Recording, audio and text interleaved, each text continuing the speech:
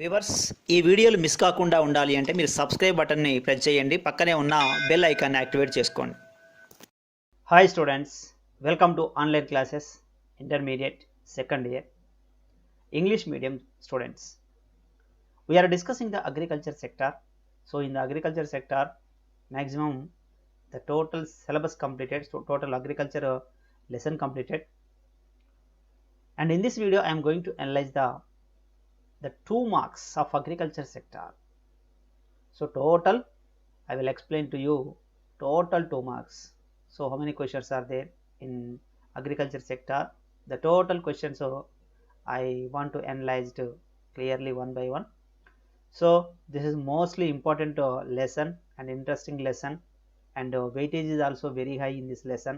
So most of the questions are repeated of this agriculture sector. So please concentrate on agriculture sector and be careful. Why? Because the agriculture sector getting the more and more weightage of marks. Already I uploaded the blueprint. In the blueprint, once again you check up. So heavy marks are there in agriculture. So the questions which we are going to analyze such are mostly important. The number of times these questions are repeated in the examination. So try to understand and learn perfectly, and you get good marks in the examination. So let us see how many questions are there and how can we analyze the agriculture sector. Only 2 marks. Let me say intermediate second year economics English medium agricultural sector. So only 2 marks, 2 marks important questions. See here, important questions are here. First question is share of agriculture in national income. Okay, in 1950-51 the share of agriculture and allied in GDP of India was 56.5%, and it is declined to 24.7% in 2001 and further to 13.9% in 2012 and 13. The share of agriculture sector as per percentage of GVA gross value added decreased from 18.2% to 16.5% in 2014 and 15 in 2019 and 20. So this is the share of in the national income. So what is the agriculture sector is contributing the income to national income, or GVA gross value added. Okay, GVA. So this is the share of agriculture in national income. So number of times this question has repeated in the examination, so that's why this is also important question. Second, share of agriculture in the employment position. So how many employees are depends on agriculture sector. The number of people engaged in agriculture increased from 98 millions in 1951 to 235 millions in 2001. In terms of percentage, people working land come down from 70 in 1951 to 1959% in 2001. So 49% workforce engaged in agriculture by year 2011, 49 in 2019. The percentage of workers engaged in agriculture is very much less in developed countries. So when we compare to the developed countries, so the less percentage of people depends on agriculture sector, but in India the most of the nearly half of the total population is depends on agriculture sector. So that's why the share of agriculture in employment. So how much population are depends on agriculture sector. So the agriculture sector is providing employment percentage, and in lakhs, millions, and in percentage. Second one. Then the UK and USA only it is 2 to 3% of working population is engaged in agriculture. ఇక్కడ దీన్ని explain చేసి ఇంకా పెద్దగా అయింది కాబట్టి మీకు video length అవుతుందని నేను షార్ట్ కట్ చేసుకుంటూ వెళ్తున్నాను. So when we compare to the developed countries, it is only 2 to 5% of people depends on agriculture. But in India, still now 50% of people depends on agriculture sector. So that's why it is the depends on agriculture sector people should be reduced. Okay, green revolution, introduction of new methods of cultivation, HYV seeds, chemical fertilizers, pesticides, water facilities, etc. improved the production and the productivity of the Indian agriculture. This is called green revolution. So this is a new agricultural strategy, new agricultural system to get the more productivity in agriculture sector. So this is also one of the strategy. This is called as green revolution. Okay, so the green revolution is introduction of new methods of cultivation. Already నేను lesson చెప్పేటప్పుడు explain చేశాను, మళ్ళీ ఇప్పుడు explanation అవసరం లేదు కాబట్టి నేను ఫాస్ట్గా వెళ్ళిపోతున్నాను. సో ఇప్పుడు ఎక్స్ప్లెయిన్ చేశాను కాబట్టి, so this is a green revolution. Next one, micro finance. Micro finance refers to the provision of financial services on a small scale to the rural and the urban poor, including self-employed. Microfinance is provided for working capital, investment and saving. Microcredit involves small loan up to 25,000 extended to the poor without any collateral security for the undertaking. It is a micro. Micro means small. Finance is supporting facilities, credit facilities. The people who are below the poverty line, who are the handicrafts, who are the small investors.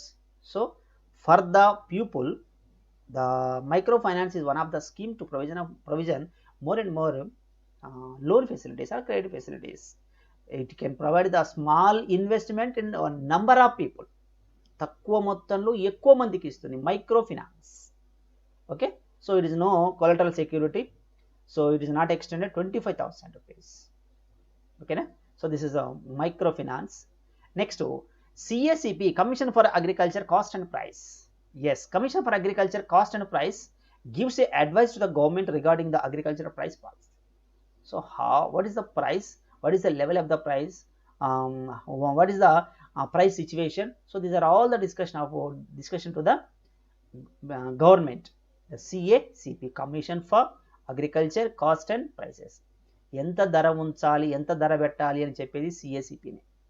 ఒక agriculture ప్రోడక్ట్కి ఎంత ధర పెట్టాలి అని చెప్పేది CACPని. అదే ఇక్కడ అడుగుతున్నాడు, commission for agriculture cost and prices. CACP gives advice to the government regarding the agricultural price policy. It determines the minimum support price and procurement price of agriculture products. So this is the 6th question. Then 8th question, next question, minimum support price.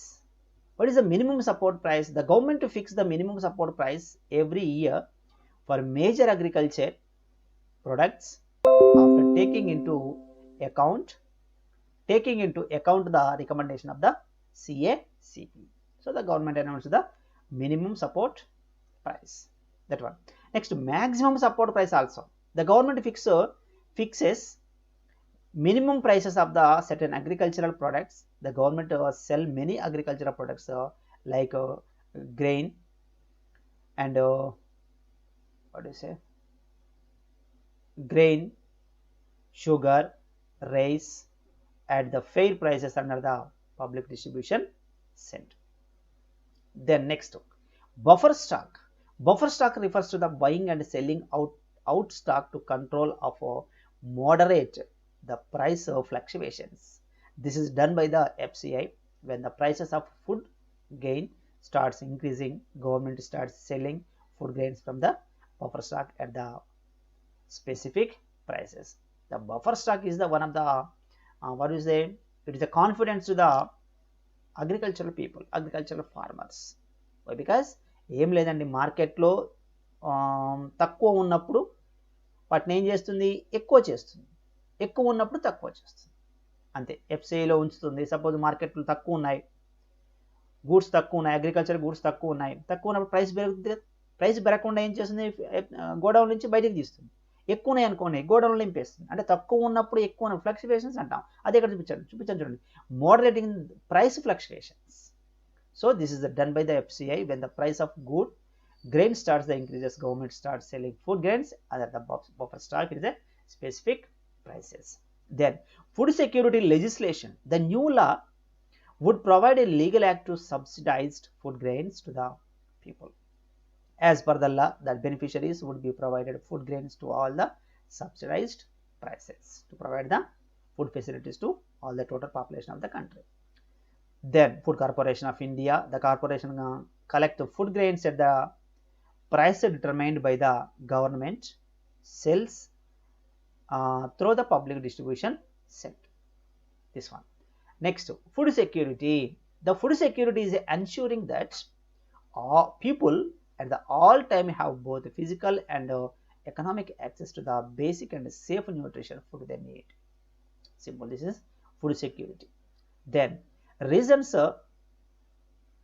rural banks, regional, no, the regional rural banks, cooperative banks, commercial banks fail to provision of credit facilities due to M.N. Narasimhan recommended regional rural banks.